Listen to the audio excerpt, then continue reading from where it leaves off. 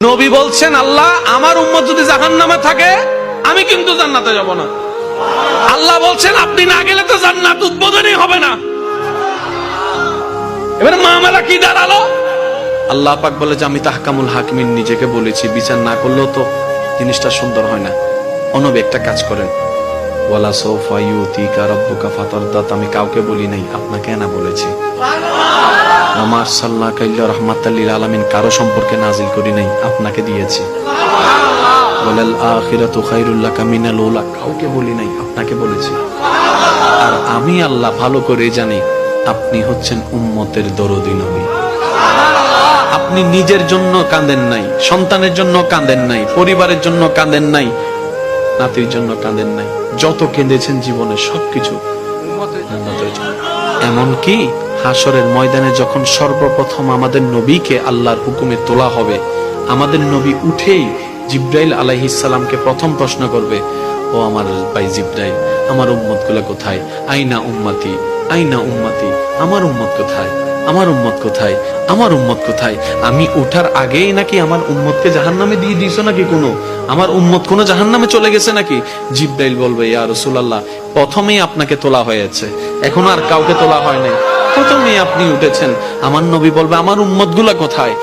জিব্রাইল বলবে, ইয়া রাসূলুল্লাহ, এখনো তারা উঠে নাই, উঠবে একটু পরে।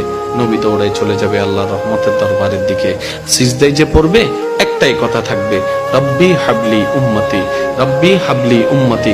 একটু মনোযোগ চাইবো আমি আশিকদের, রব্বি হাবলি উম্মতি, ও আল্লাহ আমার উম্মত গুলাকে আমাকে দিয়ে দাও। তো উম্মতের লিস্টের ভিতরে তো আবু বকর সিদ্দিকের নামও আছে, উম্মতের লিস্টের ভিতরে তো ফারুকে আজমের নামও আছে, উম্মতের লিস্টের ভিতরে তো সাহাবায়ে কেরাম আজমাইনের নাম আছে, উম্মতের লিস্টের ভিতরে তো আহলে বাইতের নাম আছে, উম্মতের লিস্টের ভিতরে তো তাবি তবে তাবি আল্লাহর ওলিদের জান্নাতীদের নাম আছে। এবার আল্লাহ পাক বলবে, আপনি যে বললেন রব্বি হাবলি উম্মতি, উম্মতকে দেওয়ার জন্য আপনি কে আবু বকরের কথা বলছেন? নবী বলে যে না, আমার আবু বকরকে নিয়ে চিন্তা নাই, আমার ফারুককে নিয়ে চিন্তা নাই, আমার ওসমানকে নিয়ে চিন্তা নাই, আমার আলীকে নিয়ে চিন্তা নাই। ও আল্লাহ, আমার উম্মতের ভিতরে যারা জাহান্নামের অধিবাসী হবে ওই উম্মতগুলোকে আমাকে দিয়ে দাও। আল্লাহ বিচারক হয়ে বিচারক করবেন, জাহান্নামীকে জাহান্নামে দিয়ে দিবেন। আহকামুল হাকিমের দায়িত্ব শেষ। এবার নবীকে আল্লাহ সিজদায় যাওয়ার অনুমতি দিয়ে সুপারিশ করাবেন। নবীর সুপারিশ কবুল করতে করতে নবীর উম্মতকে, আল্লাহর বান্দাদেরকে জাহান্নামী থেকে জান্নাতি করে দিবেন। জগৎ জিজ্ঞেস করবে, মওলা জাহান্নামী আবার জান্নাতি হয় কেমনে? ফেল কখনো পাস হয় না, পাস কখনো ফেল হয় না, কথা বলেন না। দিন কখনো রাত হয় না, রাত কখনো দিন হয় না, জাহান্নামী কখনো জান্নাতি হয় না। আল্লাহ তুমি যে জাহান্নামী দিলা এটা সঠিক, আহকামুল হাকিমিন বিচারক হয়ে দিছিল। আল্লাহ জান্নাত পাইলো কেমনে?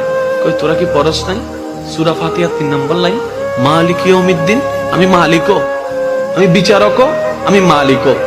বিচারক হয়ে বিচার করেছি, যার যতটুকু প্রাপ্য তাকে সেটা দিয়েছি, বিচার শেষ। এবার মালিক হয়ে রহমানুর রহিম হয়ে দয়া করে জাহান্নামী থেকে জান্নাতি বানিয়ে দিয়েছি।